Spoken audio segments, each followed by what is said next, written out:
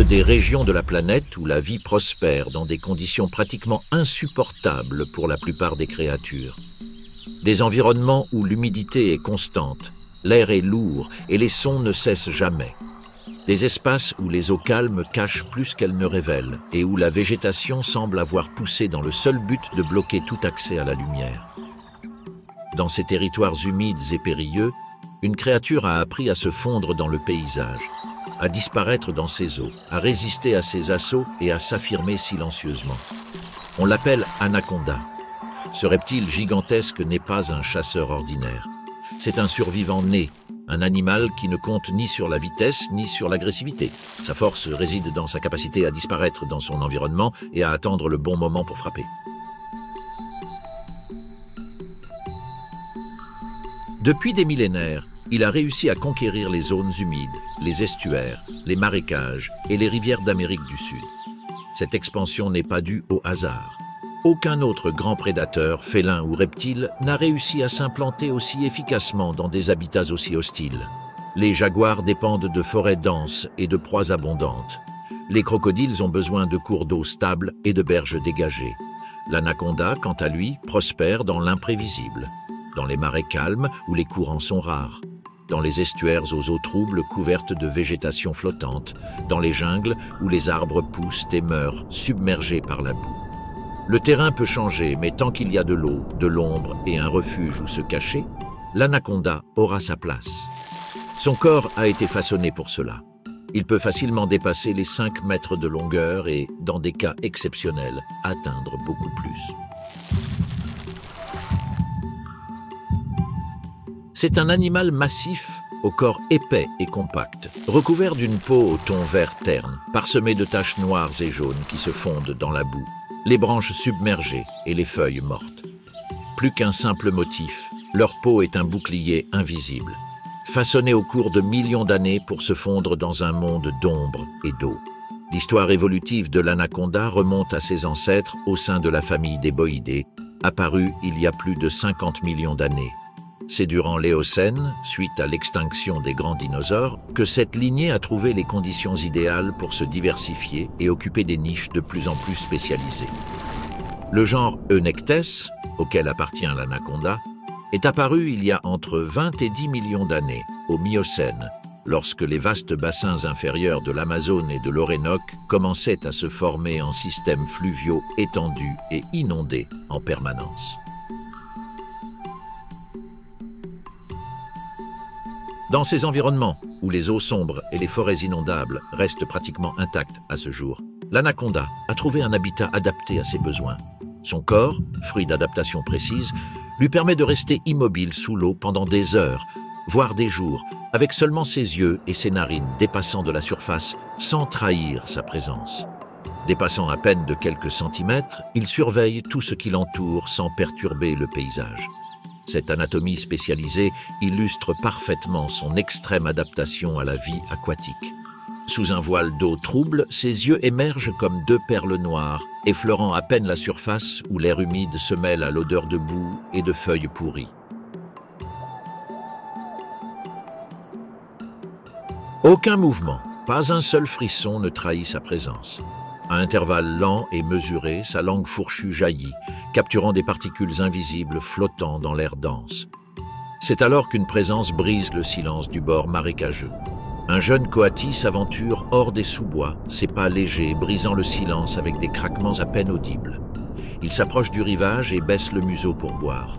L'anaconda reste immobile, le regard fixe, le corps caché dans la boue et les racines submergées. L'eau est toujours agitée, mais les environs restent calmes. Avec une précision qui trahit sa masse, le serpent entame sa progression. Chaque muscle glisse dans un flux lent, presque imperceptible, comme si l'eau elle-même le guidait entre les tiges immergées.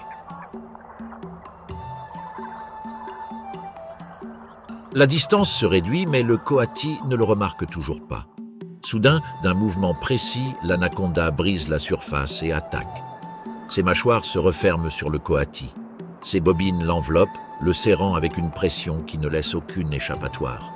Lorsque tout mouvement cesse, le serpent relâche son emprise et, sans lâcher sa proie, commence à chercher sa tête avec précision.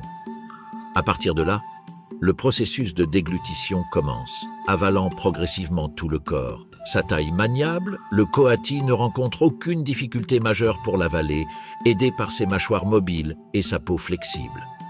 Le corps disparaît lentement à l'intérieur, sans résistance. Puis, le marais retrouve le même silence qui régnait quelques minutes auparavant. La chasse est précise car l'anaconda ne compte pas sur sa vue pour localiser sa proie. Ses sens captent des détails imperceptibles pour la plupart des animaux. Chaque vibration, chaque léger courant, chaque changement dans la densité de l'eau est enregistré par votre corps. Contrairement à d'autres chasseurs de gros gibier, l'anaconda ne compte pas sur la vitesse ou la poursuite ouverte.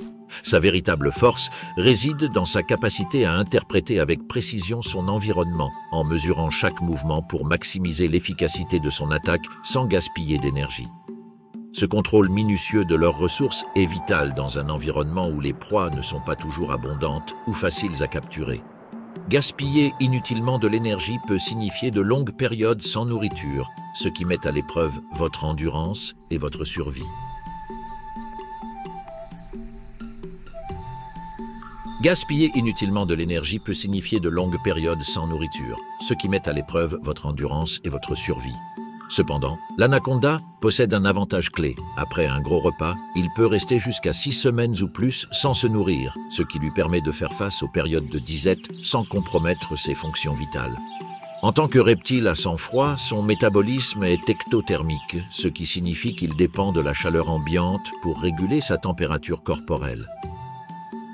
Cela réduit considérablement sa dépense énergétique par rapport aux animaux endothermiques comme les mammifères ou les oiseaux, qui nécessitent un métabolisme plus rapide pour maintenir une température interne constante. Cette caractéristique physiologique lui permet de conserver son énergie pendant de longues périodes, minimisant ainsi le besoin de rechercher constamment de la nourriture et s'adaptant à l'irrégularité des proies dans son habitat. C'est ainsi que la combinaison de patience, de précision et d'un métabolisme efficace transforme l'anaconda en un prédateur parfaitement adapté au rythme imprévisible de son environnement. La domination de l'anaconda dans ces environnements est absolue et ne consiste pas à soumettre ses concurrents par la force brute. Leur victoire évolutive repose sur leur capacité à survivre dans une variété de zones humides qui, bien que disparates en apparence, partagent une essence commune, des eaux sombres, une végétation dense, de la boue profonde et une surabondance de vie qui se renouvelle et s'éteint sans repos. L'anaconda habite une vaste étendue d'Amérique du Sud, depuis les jungles denses et les eaux sombres de l'Amazonie jusqu'aux estuaires variables du Grand Chaco, adaptant ses habitudes et ses caractéristiques aux conditions locales. Dans le bassin amazonien, qui englobe le Brésil, le Pérou, la Colombie, l'Équateur et la Bolivie, cette créature trouve un environnement où les eaux usées brutes et les inondations saisonnières constituent un refuge idéal. Ici, les anacondas atteignent souvent leur taille maximale grâce à l'abondance de proies et à la relative stabilité de l'écosystème. L'une de leurs proies les plus courantes est le poisson-chat, qui se déplace constamment dans les rivières et les lagons à la recherche de nourriture et d'abri, ce qui en fait une cible fréquente et accessible pour l'anaconda. Les rivières et les lagunes de cette région offrent un habitat favorable au déplacement et à la chasse dans un environnement complexe où la diversité biologique est à son maximum. En revanche, dans le bassin de l'Orénoque, qui s'étend principalement au Venezuela et en Colombie, les anacondas sont confrontés à un système fluvial différent avec des inondations plus prononcées et des cycles hydrologiques qui façonnent leur comportement. Dans ces eaux, les serpents ont tendance à être légèrement plus petits en moyenne, mais présentent une activité accrue pendant les saisons d'inondation, profitant de la mobilité de leurs proies dans les marais et les savanes inondées. Plus au sud, dans les zones humides du Gran Chaco, qui s'étendent sur des parties du Paraguay, de la Bolivie et du nord de l'Argentine, l'anaconda jaune est confronté à un environnement encore plus variable. Les conditions alternent entre des périodes sèches et humides distinctes, et les anacondas doivent s'adapter à des changements brusques dans la disponibilité de l'eau et de la nourriture. La végétation de ces régions est moins dense qu'en Amazonie, et les températures y sont plus extrêmes, avec des étés intenses et des hivers relativement froids pour un reptile de cette taille. Cette combinaison influence à la fois sa taille et ses habitudes de chasse et de repos. Sa couleur jaune verdâtre, parsemée de taches sombres, n'est pas seulement un trait distinctif. C'est une adaptation précise au sol clair et aux eaux plus propres de ces zones humides, où elles se font dans les reflets de la vase, de la végétation sèche et des mares peu profondes en période de sécheresse. Dans ces régions plus fraîches et plus exposées que la forêt amazonienne, l'anaconda jaune remplace son homologue tropical. Il s'y adapte aux conditions plus froides et adopte un comportement plus opportuniste, consommant plus fréquemment des oiseaux aquatiques et des petits mammifères. Dans un ruisseau au crépuscule, la chaleur du jour s'apaise et la boue argileuse, craquelée par le soleil, dégage une odeur d'humidité. Les bassins peu profonds reflètent un ciel orange, entouré de fauvettes épineuses et de touffes d'herbes sèches. Un anaconda jaune gît à moitié submergé dans l'un de ces bassins. Son corps ocre est facilement confondu avec de la boue séchée. Seuls ses yeux, comme des fentes noires, dépassent de l'eau. Après des heures d'attente immobile, l'anaconda détecte enfin une présence. Un héron avance prudemment et pose son pied sur le rivage. Elle cherche poissons et larves dans ses eaux, toujours à l'affût du moindre danger. Cette fois, ses sens ne la trahissent pas. Un faible éclair d'écailles ocre réfléchi par un rayon de lumière révèle la présence de l'anaconda dans la boue. Alerté, le héron recule en battant des ailes parmi les épines. L'anaconda reste immobile. Son métabolisme lent lui permet de jeûner pendant des semaines. Mais cette attente est aussi un test constant d'endurance. Des jours plus tard, toujours caché, l'anaconda n'a pas fait le moindre mouvement et cette attente est bientôt récompensée par une autre opportunité. Un héron moins prudent sillonne l'eau avec insouciance. Plus prudent dans ses mouvements, le serpent se faufile lentement, son corps fendant la boue avec une précision chirurgicale. Lorsque l'anaconda attaque, le héron tente de voler au-dessus, mais réagit trop tard. Ses ailes battent vigoureusement, mais son corps lourd est déjà enveloppé dans les anneaux du serpent. En un instant, les cris s'éteignent. Cette fois, la patience a récompensé l'anaconda jaune avec de la nourriture, même si l'attente reste incertaine, car elle ne sait pas combien de jours il lui faudra avant d'avoir la même chance qu'aujourd'hui. Sa maîtrise de l'intégration dans l'environnement du Chaco a maintenu son règne dans l'un des paysages les plus imprévisibles d'Amérique du Sud. Mais même dans les moments les plus difficiles de l'année, lorsque les plans d'eau se rétrécissent et que le soleil brûle la terre, l'anaconda jaune parvient à survivre aux rigueurs de la sécheresse en se réfugiant dans les dernières poches d'eau ou dans la boue humide des estuaires. Là, son corps s'apaise et son métabolisme frôle la léthargie. À moitié submergée dans la boue argileuse, elle retient l'humidité qui la maintient en vie, attendant le retour des pluies. Chaque mouvement est mesuré, chaque effort calculé pour survivre là où d'autres périssent. Au loin, sur les côtes boueuses de la Guyane française et du nord-est du Brésil, un autre reptile revendique sa domination. L'anaconda tacheté sombre habite un monde façonné par les marées et les canaux lents qui serpentent à travers les roseaux et les mangroves basses. Le sol boueux dégage une légère odeur salée et, dans ce paysage de transition, sa peau brun foncé, parsemée de grosses taches noires, se fond dans la boue et les racines exposées. Contrairement à l'anaconda vert, qui règne dans les rivières profondes de la forêt amazonienne, ou à l'anaconda jaune, adapté au sol clair du Chaco, cette espèce se déplace entre des écosystèmes où la terre et l'eau sont constamment entrelacées, définissant une forme de survie unique. Ses adaptations sont précises, sa coloration dissimule sa silhouette dans les eaux troubles. De plus, il tolère les eaux légèrement salines, une caractéristique rare chez les anacondas qui lui permet d'habiter les estuaires, zone de transition où l'eau douce des rivières se mélange à l'eau salée de la mer, créant un environnement changeant et riche en nutriments, ce qui élargit son aire de répartition et ses possibilités de chasse. Mais de toutes ces caractéristiques, c'est le marquage territorial qui définit sa routine. Chaque jour, ce reptile dépose des sécrétions olfactives sur les racines et la boue, imprégnant la boue de sa présence pour affirmer sa domination sans conflit. Mais parfois, les affrontements ne peuvent être évités. Dans une zone humide côtière de Guyane, à l'aube, un chenal boueux reflète un ciel gris. Des roseaux épars et des mangroves basses bordent l'eau trouble qui exhale une légère odeur saumâtre. Sur un banc de boue surélevé, un anaconda tacheté de noir reste immobile. Sa peau brun foncé se confond avec les racines, marquée par son odeur territoriale. Bien qu'elle se soit récemment nourrie, elle n'a pas besoin d'agir immédiatement. Elle reste alerte, prête à profiter de toute opportunité qui se présente.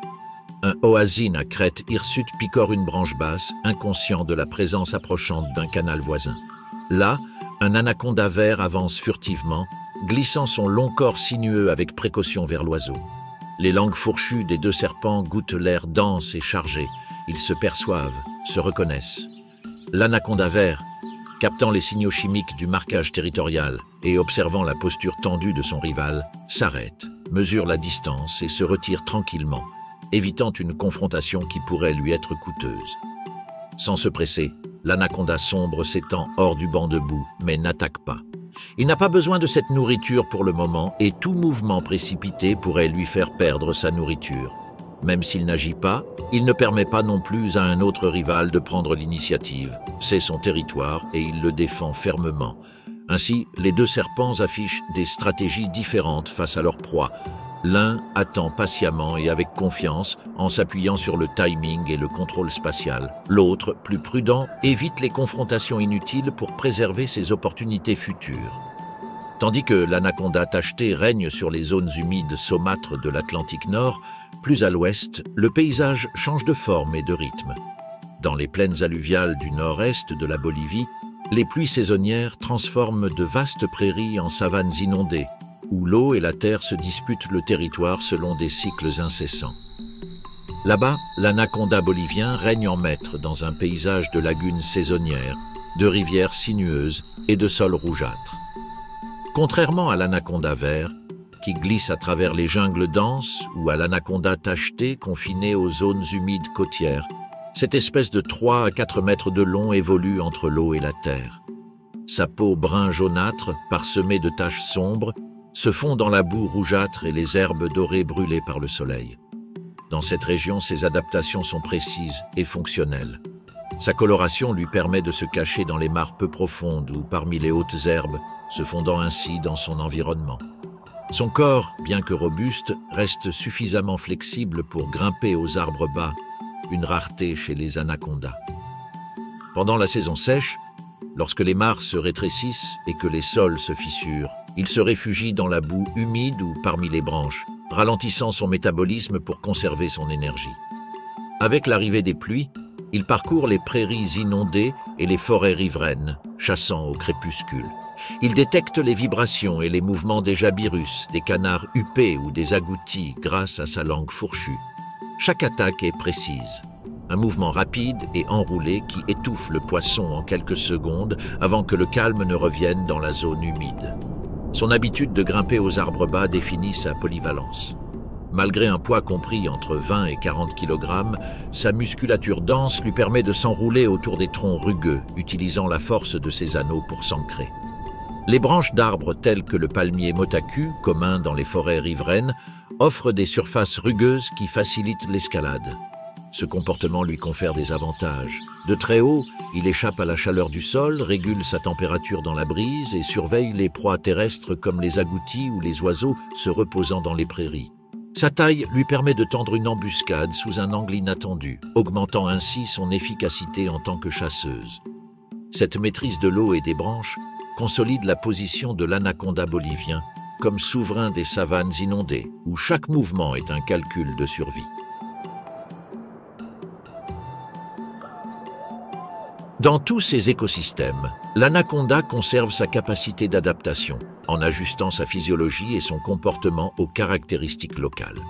Cette plasticité écologique est essentielle à sa survie, lui permettant de prospérer dans des zones soumises à des pressions environnementales et biologiques variables, des forêts tropicales perpétuellement humides aux savanes inondées aux cycles saisonniers intenses.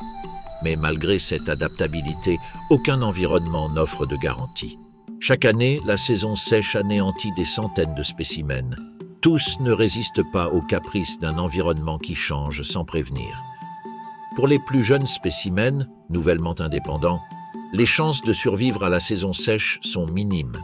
Leur petite taille, leur capacité de réserve d'énergie limitée et leur manque d'expérience en font des proies faciles et les premières victimes lorsque les eaux se retirent.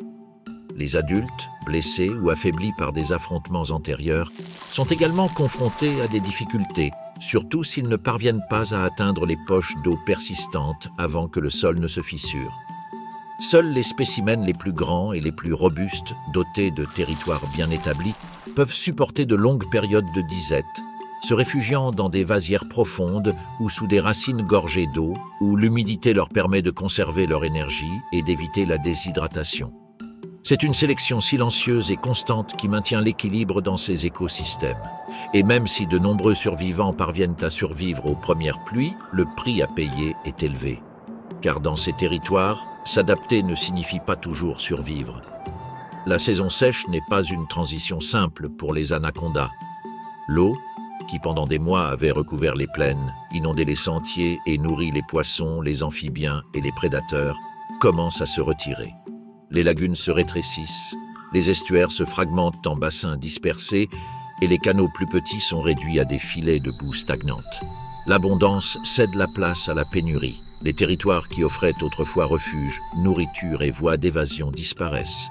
La végétation recule et les températures augmentent, obligeant les anacondas à rester dans des espaces de plus en plus confinés. Dans ces zones isolées, la concentration de prédateurs génère inévitablement des tensions.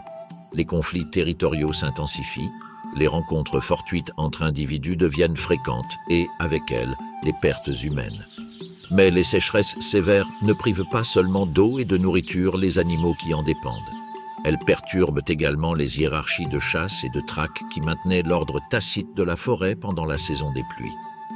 Là où autrefois il y avait suffisamment d'espace pour éviter les rencontres dangereuses, aujourd'hui les espèces les plus mortelles partagent les mêmes rives, les mêmes ombres et les mêmes restes d'eau.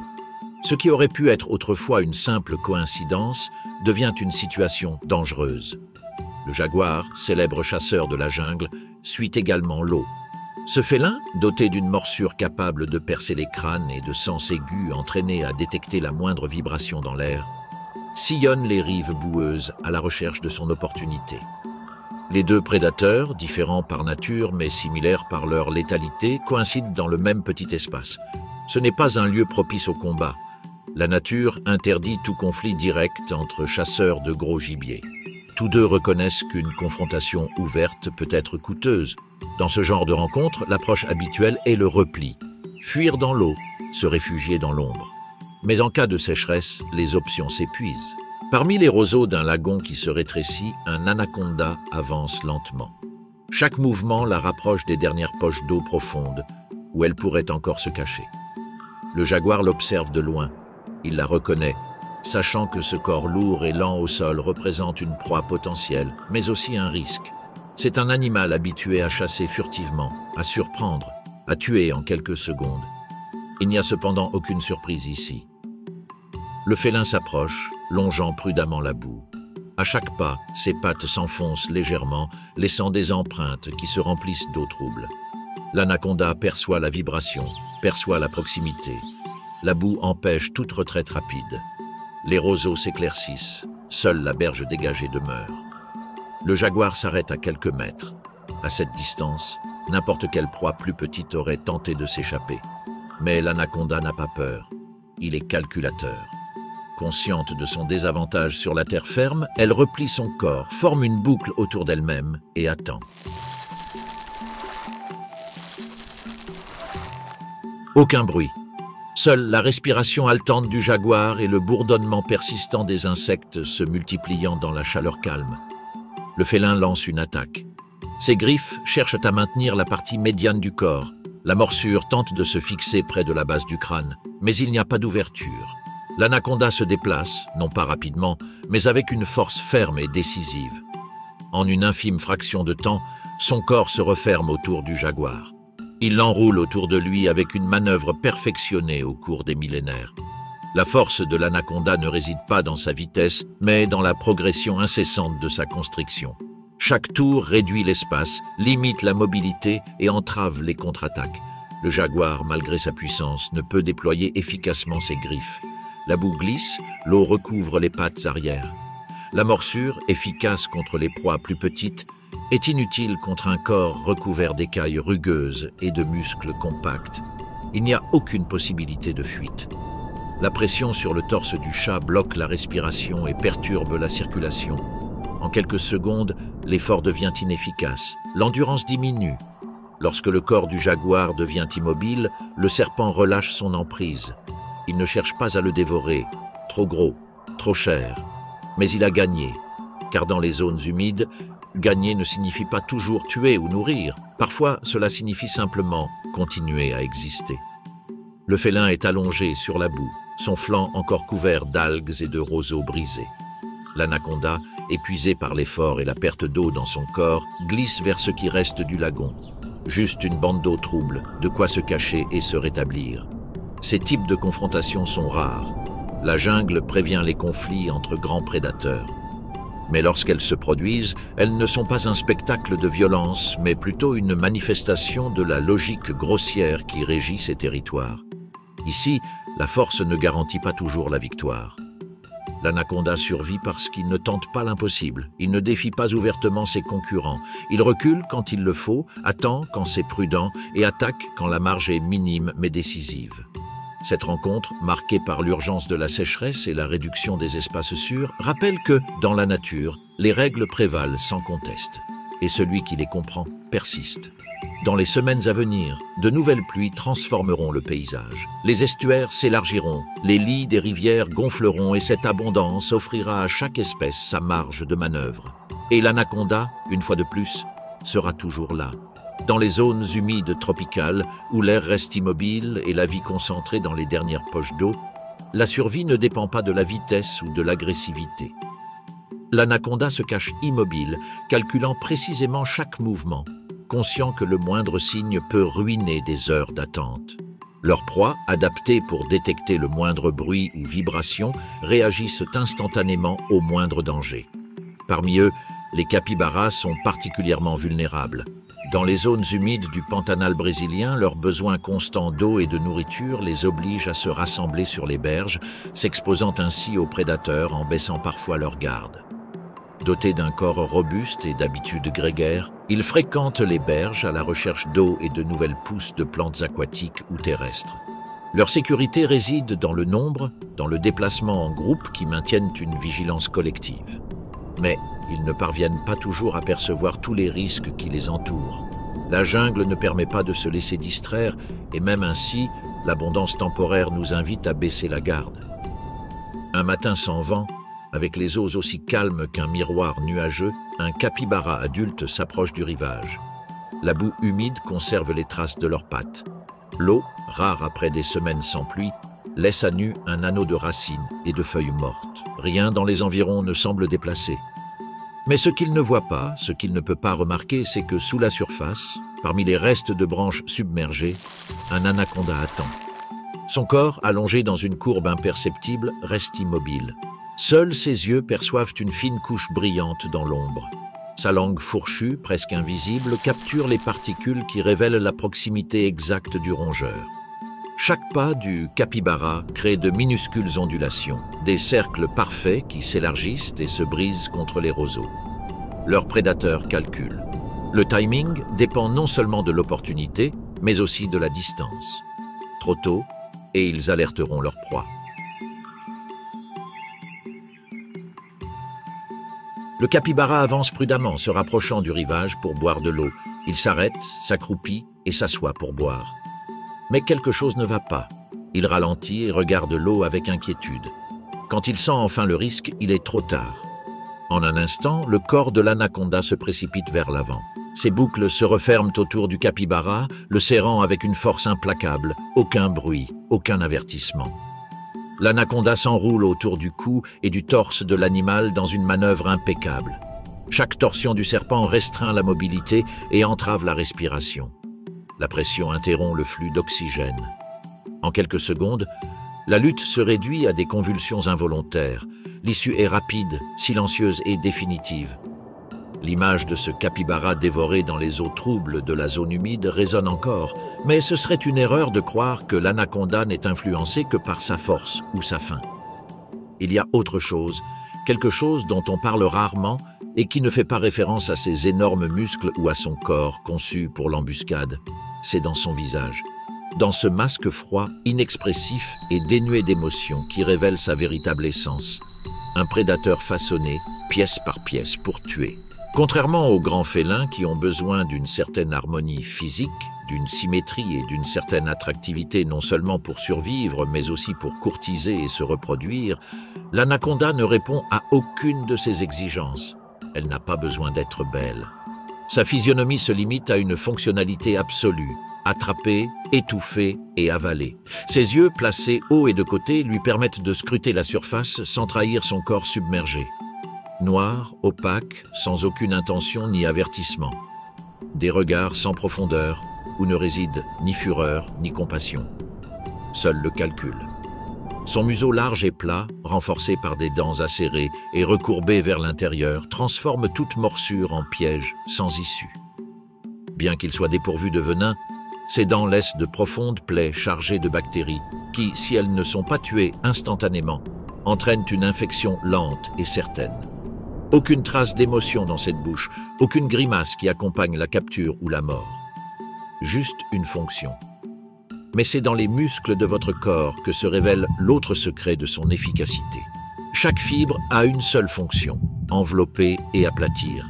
Dans sa bouche, de puissants muscles de la tête permettent un mouvement alternatif des mâchoires qui sont désarticulées et recouvertes de ligaments élastiques qui étirent la peau et les parois musculaires pour pousser les proies 2 fois le diamètre de son corps.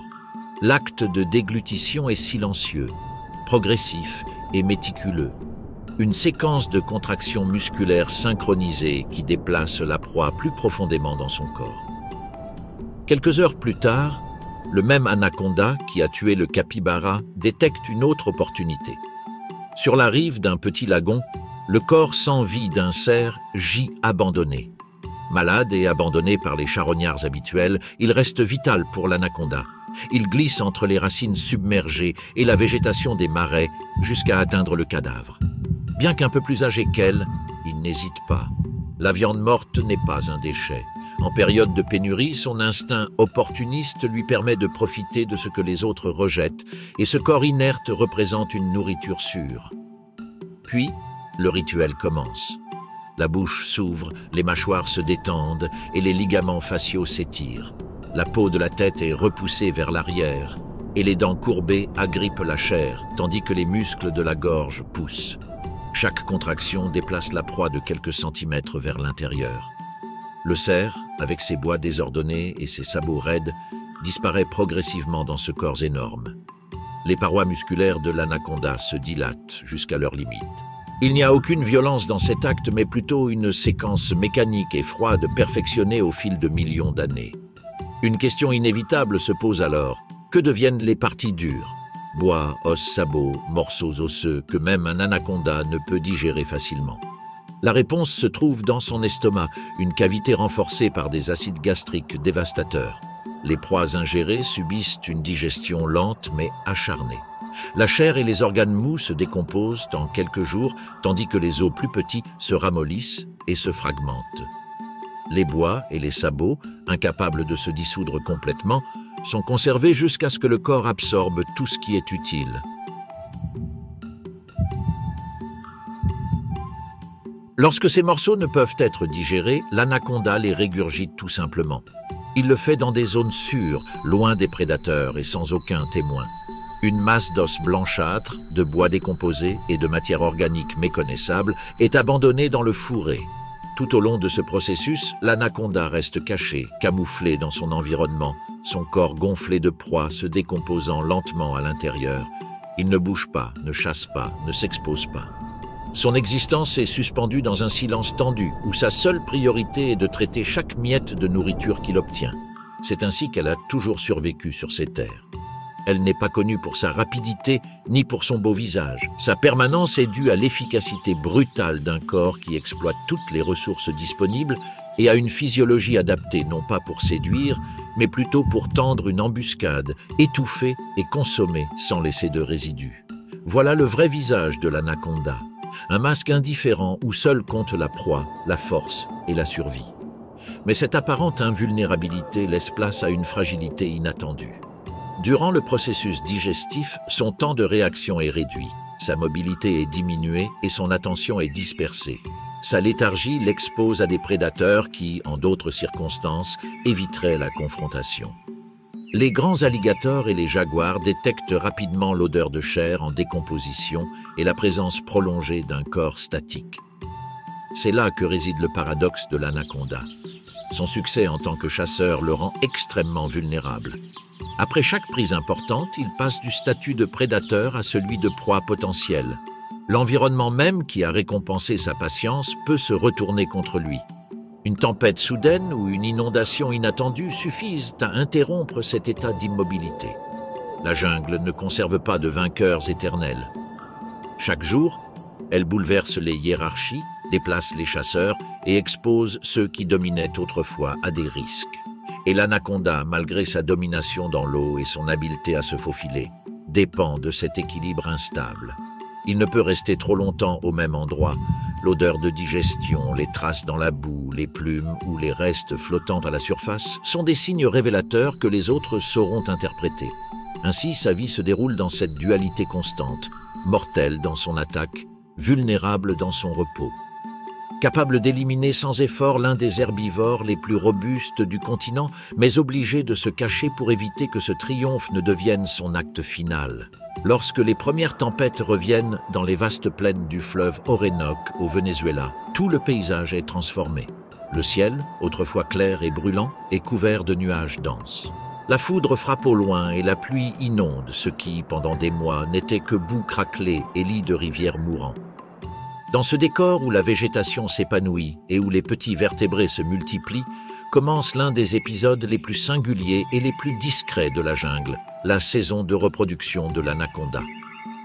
Durant ces journées, lorsque les eaux chaudes recouvrent les eaux peu profondes et que les températures se stabilisent, les grandes femelles émettent des signaux chimiques essentiels pour leur père. Grâce à des traces en suspension dans l'eau et dans les particules denses de l'air, plusieurs mâles détectent la présence d'une femelle fertile. Ils le font sans aucune urgence visible, guidés par un instinct qui donne la priorité à la survie de l'espèce plutôt qu'à tout risque. C'est à ce moment-là que se produit l'un des phénomènes les plus frappants des zones humides d'Amérique du Sud, le nœud d'anaconda. Contrairement à d'autres reptiles, où la compétition peut être résolue par de brefs affrontements ou des mouvements intimidants, ici tout se résume à l'endurance. Plusieurs mâles, parfois 5, 10 ou plus, s'enroulent autour d'une femelle plus grande.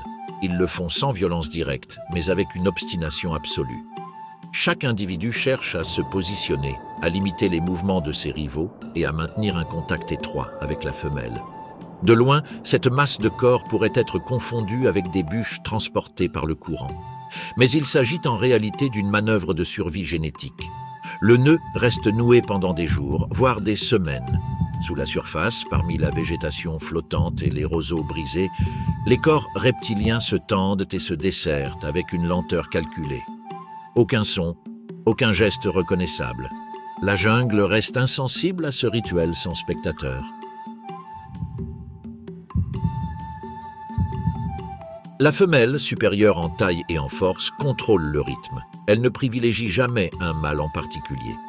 Elle tolère sa présence et c'est le timing, plus que l'habileté, qui détermine le vainqueur.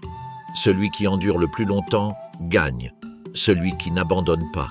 Celui qui parvient à tenir bon jusqu'à ce que les autres cèdent, épuisés par l'effort et les privations. La copulation, lorsqu'elle a lieu, ne modifie pas l'apparence du nœud. Elle se produit enveloppée dans cet enchevêtrement de corps, avec une économie de mouvements étrangères aux espèces à sang chaud. Il n'y a ni lien, ni cours, ni reconnaissance ultérieure. La femelle anaconda ne conserve aucun souvenir de ses accouplements. Cet acte n'a pour but que de perpétuer sa progéniture. Contrairement à de nombreux reptiles pondeurs d'œufs, l'anaconda est ovovivipare. Ces petits se développent à l'intérieur d'eux qui restent à l'intérieur de la mère, émergeant peu avant ou pendant la naissance. Pendant 7 mois, les embryons se développent en puisant dans les réserves de leur sac vitellin. Durant cette période, la femelle réduit son activité. Il se déplace moins, chasse moins fréquemment et cherche refuge dans les zones d'eau profonde où la température et la couverture végétale lui permettent de conserver son énergie et d'éviter les confrontations. La naissance coïncide avec le pic de la saison des pluies. Les estuaires regorgent de petits poissons, d'amphibiens et de proies plus petites, essentielles à la survie de la nouvelle progéniture. La femelle se dirige ensuite vers des zones couvertes d'une végétation aquatique dense. Elle y donne naissance à un nombre variable de petits, pouvant aller de 20 à 40 par portée. Chacun de ces jeunes naît entièrement formé, équipé d'une fourrure tachetée, de mâchoires fonctionnelles et de la capacité immédiate de nager, de respirer et de chasser. Ici, les soins maternels sont inexistants. La femelle ne prend pas de nouvelles d'eux, ne reste pas avec eux et ne leur donne pas à manger. La dispersion est instantanée. Poussés par leur instinct de survie, les petits serpents s'enfouissent dans les racines et les jacinthes d'eau, évitant les eaux claires où ils seraient des proies faciles pour les hérons et les jeunes caïmans.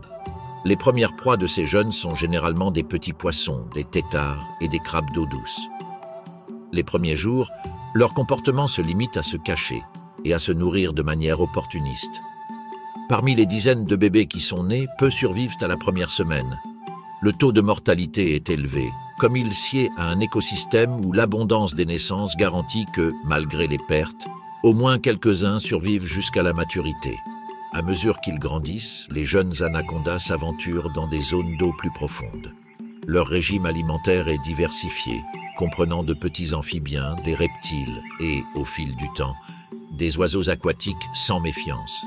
Au fil des années, leur indépendance se renforce, les éloignant des groupes de jeunes et les préparant à affronter seuls les défis de la jungle.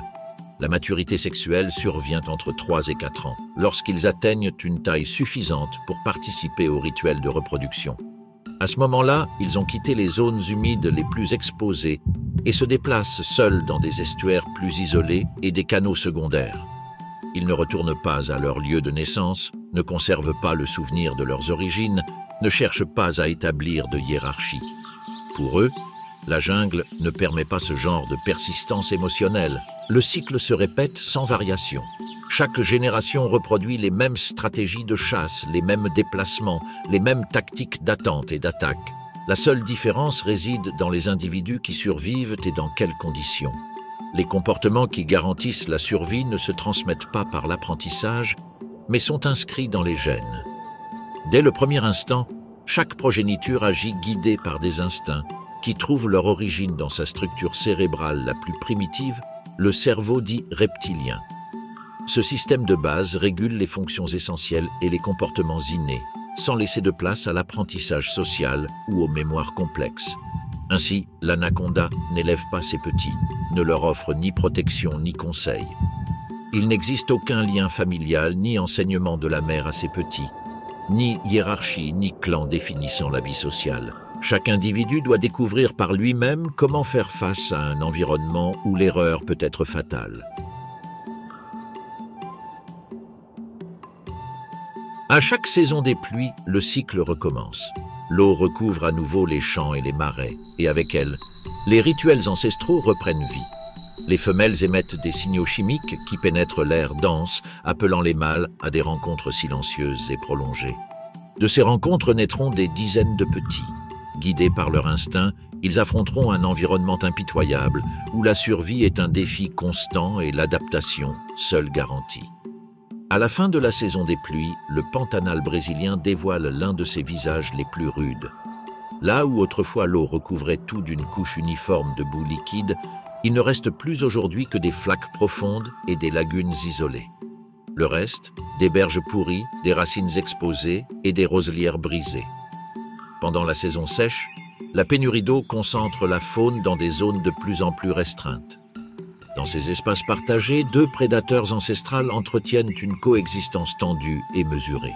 Dans les eaux troubles où la visibilité est mauvaise, un grand serpent se faufile lentement, son corps musclé étant adapté à la constriction. Sa patience et sa précision en font un chasseur implacable. Non loin de là, un reptile aux mâchoires puissantes veille depuis le rivage. Territorial et agile, il attend le moment propice pour bondir avec une force explosive. Tous deux représentent le sommet de la chaîne alimentaire dans cet environnement, des concurrents qui doivent mesurer leurs mouvements pour survivre, conscients que l'équilibre entre eux est fragile et complexe. Ils ne se cherchent pas, mais se croisent. Car dans les bassins restants, les poissons se rassemblent, les oiseaux aquatiques se rassemblent et chaque mouvement est perçu, interprété et exploité. C'est une règle fixe. Dans les eaux peu profondes, chaque animal devient une menace ou une nourriture. Un anaconda adulte, long de plus de 5 mètres, et dont le corps dépasse 30 cm de diamètre, attend immobile sous les roseaux flottants. Sa peau, couverte de taches sombres, se fond dans les ombres du fond boueux. Il occupe le même endroit depuis des jours. De là, il chasse de gros poissons et des oiseaux qui, sans se douter de rien, descendent s'abreuver. Mais elle n'est pas seule. À quelques mètres de là, un alligator adulte patrouille le même plan d'eau. Il mesure un peu plus de 2,5 mètres avec un corps musclé, une queue puissante et des mâchoires capables de fracturer les coquilles et de déchirer la chair durcie. Il pêche, mais en période de disette, tout lui est utile, même un combat. Cette rencontre n'est pas fortuite. Tous deux se disputent les mêmes territoires de chasse, et là où l'eau se fait rare, les tensions s'exacerbent. Dans de tels écosystèmes, les affrontements entre grands reptiles surviennent sans prévenir, par opportunité plutôt que par nécessité. L'alligator perçoit le mouvement sous l'eau. Il sent qu'il n'est pas une petite proie et que, s'il prend le dessus, il peut l'immobiliser, l'étouffer et dévorer des parties de son corps.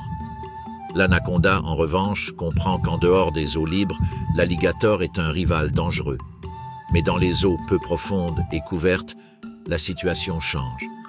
Le caïman s'approche par petits mouvements. Il n'y a aucune menace directe, même sans charge. L'anaconda reste immobile, comme s'il ne percevait pas la présence de l'autre. Mais sous l'eau, son corps se rétracte, prêt à agir. Elle attend le contact. L'alligator mord en premier. Il mord violemment à la base du corps du serpent, essayant de le plaquer contre le fond boueux. L'anaconda réagit immédiatement. Son corps dense et flexible se courbe brusquement, évitant à moitié la morsure. La queue heurte la surface, l'eau bouillonne et, en un instant, elle s'enroule autour du cou de l'alligator. C'est une manœuvre de précision. L'alligator se roule sur lui-même. La puissance de sa queue projette de la boue et de l'eau. Il secoue la tête, mordant l'air, essayant de relâcher la pression qui commence à se resserrer sur sa trachée. Pendant quelques secondes, il semble avoir l'avantage. Il parvient à traîner le serpent vers une zone dégagée où l'eau est plus profonde. Mais cela joue en faveur de l'anaconda. En eau libre, le serpent acquiert de la mobilité. D'une torsion contrôlée, il s'enroule autour du cou de l'alligator et d'une partie de sa trompe. Il enroule son corps autour de ses pattes avant, immobilisant ainsi la capacité du reptile à tourner ou à se propulser. Chaque tentative du caïman pour s'échapper ne fait qu'aggraver l'enchevêtrement. Ses mâchoires mordent le corps écailleux de l'anaconda, mais sans précision, n'atteignant pas les points vitaux. L'anaconda maintient une pression constante. Cette constriction interrompt progressivement la circulation sanguine et la capacité respiratoire de l'alligator. Ses mouvements deviennent erratiques, de plus en plus faibles. Un épais bouillonnement sort de ses mâchoires. Son corps est secoué de spasmes. Lorsque les côtes s'effondrent et que la pression sur le crâne devient insupportable, l'alligator cède. L'eau se calme à nouveau. Les oiseaux reprennent leur chant lointain. Sous la surface, l'anaconda retient encore longtemps le corps inerte de son rival, non pas par cruauté, mais parce que leur instinct leur dit que le danger ne disparaît que lorsque la résistance est complètement éteinte. Un anaconda dévore rarement un caïman adulte entier. Le risque que représente une proie de cette taille, sa digestion lente et la vulnérabilité à laquelle il est exposé pendant des semaines d'immobilité le rendent déconseillé. Plutôt que de consommer complètement son adversaire, l'anaconda abandonne souvent son corps à la merci des charognards des marais. C'est une victoire qui transcende la nutrition. Éliminer un concurrent qui se battait pour les mêmes prix dans un lagon en voie de disparition garantit non seulement des ressources immédiates, mais aussi un espace libre et le contrôle du terrain. Mais cette carcasse a une autre valeur. Dans les jours qui suivent, l'odeur de chair en décomposition attirera caracaras, renards des montagnes et poissons carnivores. Pour l'anaconda, ce petit point d'activité devient un nouveau lieu de cachette, un piège naturel où il peut attendre la proie qu'il veut capturer. Ici, la jungle recycle tout, rien n'est gaspillé. pas même les grands disparus. Ce type de confrontation est rare, mais pas exceptionnel non plus. En période de basse eau, lorsque la pression territoriale augmente et que la nourriture se fait rare, les duels entre prédateurs de premier ordre font partie de la dynamique naturelle. Personne n'est assuré de la victoire. Un alligator plus gros aurait pu inverser le résultat. Un serpent affaibli aurait pu céder dès les premières minutes. Il n'y a pas de prédateur absolu ici. Chaque individu a ses avantages et ses limites. La force brute des mâchoires contre la précision mortelle du constricteur, l'agilité d'un reptile cuirassé face aux manœuvres encerclantes d'un corps de pure musculature. Et dans ces eaux troubles, toute rencontre peut perturber l'équilibre fugace du marais. La jungle ne connaît pas de vainqueur permanent, seulement des survivants temporaires. Et aujourd'hui, dans ce lagon isolé, c'est l'anaconda qui a conservé sa domination. Dans les vastes étendues du Pantanal et des zones humides d'Ibera, la présence de l'anaconda s'étend au-delà de la simple image d'un prédateur solitaire. Leur rôle dans ces écosystèmes va bien au-delà de l'acte individuel de chasse. Ils deviennent un régulateur essentiel au sein d'un réseau complexe et délicat où chaque espèce, de la plus petite à la plus imposante, joue un rôle étroitement lié aux autres. Sur ces terres, l'anaconda ne règne pas avec l'arrogance d'un tyran, mais avec la précision d'un gardien silencieux, maintenant l'harmonie fluctuante qui soutient la vie dans la zone humide. La structure du paysage de ces endroits est caractérisée par une mosaïque d'eau peu profonde, de roselières se balançant doucement dans le courant et de bancs de poissons se déplaçant sous la surface cristalline. Le long des berges, des groupes de capybaras émergent de la végétation. Leur corps massif et leurs mouvements lents révèlent un équilibre entre abondance et vulnérabilité. Ces rongeurs, essentiels à la chaîne alimentaire, ont un impact direct sur la végétation riveraine et la configuration de l'habitat. Sans la régulation naturelle imposée par des prédateurs comme l'anaconda, leur population pourrait s'étendre de manière incontrôlée, modifiant le paysage, érodant les cours d'eau et déplaçant les espèces herbivores plus petites. À leur côté, les jeunes alligators entretiennent une coexistence tendue avec le serpent. Ces reptiles, bien qu'ils n'aient pas encore atteint la taille adulte, constituent une population intermédiaire nécessitant également une régulation. En contrôlant leur nombre, l'anaconda assure indirectement un équilibre dans la population de poissons carnivores et d'amphibiens, empêchant ces groupes de déstabiliser l'écosystème. L'interaction entre l'anaconda et les jeunes caïmans est une danse silencieuse et constante, où le respect du territoire et la survie dictent les actions plutôt que la confrontation directe. Pendant ce temps, dans la cime des arbres et sur les rives des rivières, des tortues aquatiques et des oiseaux de diverses espèces trouvent leur place au sein de cette toile de vie. Bien qu'il n'y ait pas de confrontation directe avec l'anaconda, sa présence influence les schémas de déplacement et de comportement de ces espèces. Les oiseaux tels que les hérons, les cigognes et les caracaras profitent des restes laissés par l'activité prédatrice du serpent, devenant ainsi des acteurs clés dans le nettoyage de l'écosystème et la réduction des sources potentielles d'infection. Cet équilibre ne naît pas d'une coopération ou d'une volonté partagée, mais d'une inévitable compétition où chaque espèce défend sa place. Plutôt que de dominer ouvertement, l'anaconda exerce une pression constante, tenant ses concurrents à distance et régulant les cycles qui permettent à cette zone humide de maintenir sa diversité actuelle. Sans l'anaconda, l'équilibre de la zone humide serait instantanément perturbé, déclenchant une série de conséquences difficiles à contenir. Sans ce régulateur silencieux, les capybaras pourraient proliférer et transformer radicalement la végétation riveraine, affectant la qualité de l'eau et déplaçant d'autres espèces.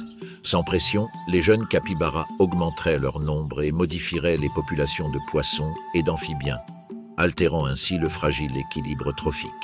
En fin de compte, la diversité et la stabilité de la zone humide seraient compromises, démontrant que la présence de l'anaconda est bien plus qu'une question de peur ou de respect. C'est une nécessité écologique. Dans cet environnement, l'anaconda ne chasse pas seulement, mais maintient également un ordre tacite, une régulation subtile qui se manifeste non pas dans le drame visible de la chasse, mais dans la persistance silencieuse de l'équilibre.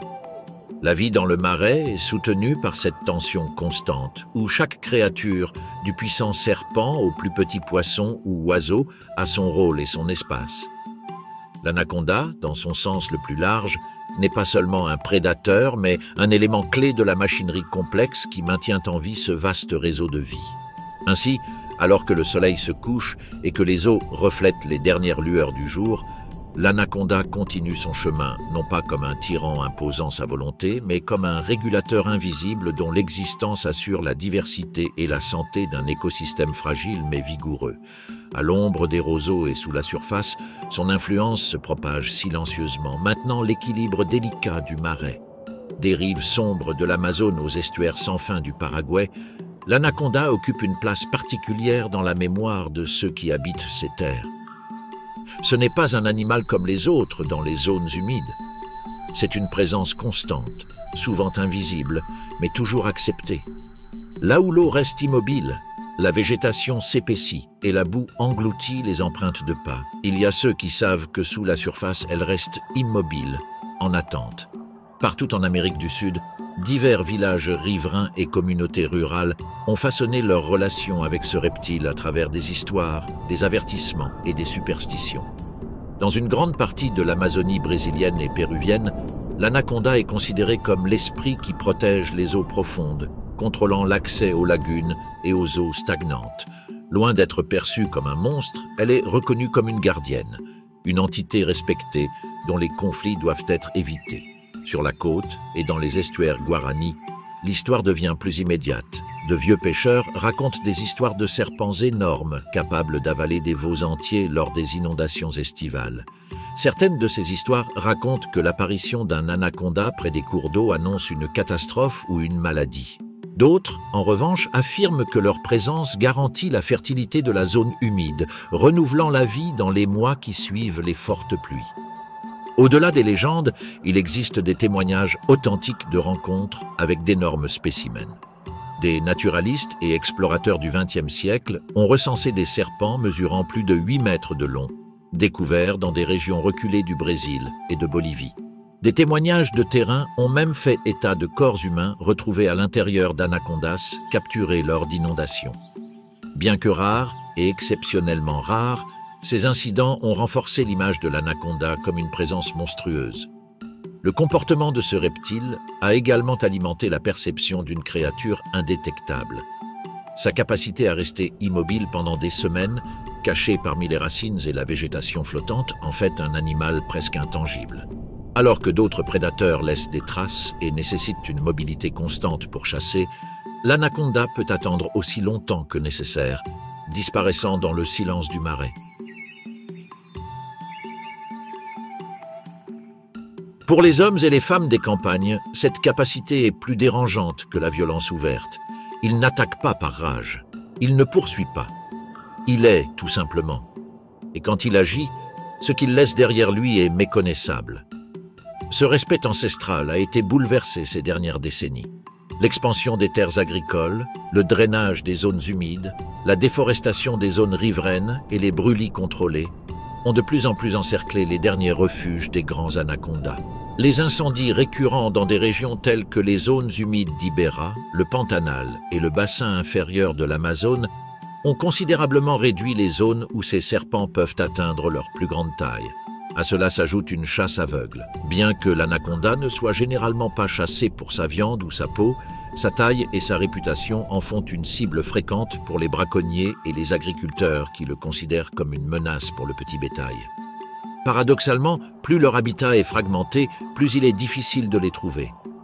L'anaconda a survécu pendant des millions d'années, non pas en dominant le paysage, mais en disparaissant dans les marges, là où le sous-bois est le plus dense, où les eaux restent calmes et où les humains passent rarement. Cette capacité d'évasion a assuré sa survie, même si c'est au prix de devenir presque invisible, même pour ceux qui partagent son territoire depuis des générations. La peur qu'il inspire ne repose pas sur la fréquence de ses attaques, mais plutôt sur la certitude qu'il habite des lieux où l'homme n'a aucun contrôle. Chaque méandre de la rivière, chaque lagon sombre, chaque zone inondée où les eaux recouvrent les sentiers est un territoire possible pour l'anaconda. Cette incertitude nourrit un respect qui transcende les cultures et les époques. Même dans les communautés modernes où le contact avec la faune sauvage a été réduit, l'anaconda conserve sa place dans les avertissements. Les pêcheurs professionnels, les experts des estuaires et les forestiers savent qu'il existe des endroits où il vaut mieux ne pas s'arrêter, où les eaux sombres ne laissent aucune trace, et c'est généralement là qu'elles se trouvent. Cette certitude sans preuve la maintient présente. Au fil des années, la fiction a déformé son image, l'associant à des monstres impossibles. Mais la réalité est bien plus silencieuse et inquiétante. Une créature qui n'a pas besoin de se rendre visible pour gouverner, qui ne délimite pas son territoire avec des gestes grandiloquents, ni ne poursuit avec une violence ostentatoire, est plus terrifiante que n'importe quelle histoire de fiction. Aujourd'hui, les derniers grands spécimens sont confinés à des zones presque inaccessibles du Pantanal brésilien et à des zones peu fréquentées de l'Amazonie occidentale. Non pas parce qu'ils ont été exterminés, mais parce que leur propre instinct de survie les pousse à se retirer là où l'activité humaine ne peut les atteindre. Le véritable mythe de l'anaconda ne réside pas dans sa taille, ni dans sa capacité à tuer, ni dans les légendes de corps emportés par les eaux de crue. C'est sa présence perpétuelle. Une créature qui, encore aujourd'hui, demeure cachée aux confins de la zone humide, préservant un ordre biologique silencieux et implacable, et qui, malgré des siècles d'histoires et de persécutions, y demeure. Sans lever la tête, sans se laisser voir, attendant sous l'eau dense des marais sud-américains, sans aucun doute, la victoire de l'anaconda sur ses autres concurrents ne réside pas dans sa vitesse fulgurante, ni dans ses crocs venimeux, ni dans sa fureur débridée contre d'autres prédateurs. La clé de sa permanence a toujours été une combinaison d'attributs que la nature a perfectionnés sans hâte au cours de millions d'années. La force de son corps est totale, uniforme, enveloppante. Chaque muscle répond à un seul but, maîtriser, étouffer, immobiliser. Il n'y a aucun signe avant-coureur de sa traque. Lorsqu'il frappe, tout se déroule silencieusement et avec une efficacité qui élimine toute possibilité de fuite. Il peut maîtriser de grands félins, capturer des oiseaux aquatiques sans méfiance et même consommer des proies plus grandes que son propre diamètre, car la nature l'a conçu pour faire exactement cela. Mais la force seule ne garantit pas la survie. Aucun animal n'attend aussi longtemps sa chance. Aucun d'entre eux ne reste immobile pendant des heures, caché sous la boue et les racines, laissant sa proie s'approcher sans se rendre compte de sa présence.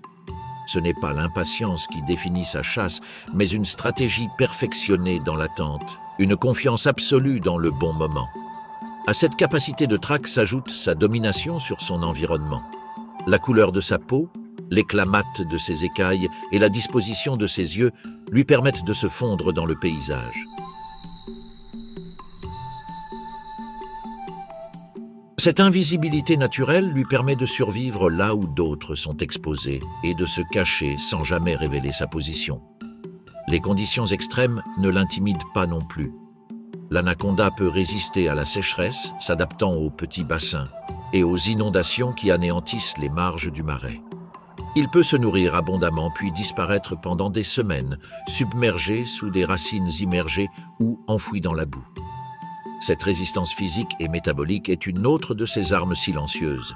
Et quand il trouve de la nourriture, aucune proie n'est hors de sa portée. Capable de dévorer de gros animaux, sa mâchoire flexible et ses puissants muscles du cou poussent le corps de la proie profondément dans son corps.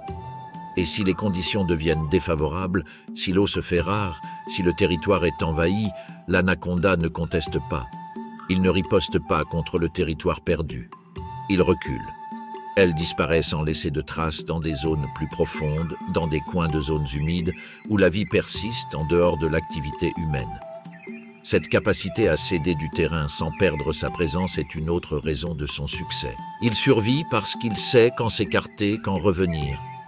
Ainsi, l'anaconda a maintenu sa domination, sans protagonisme inutile, sans batailles inutiles.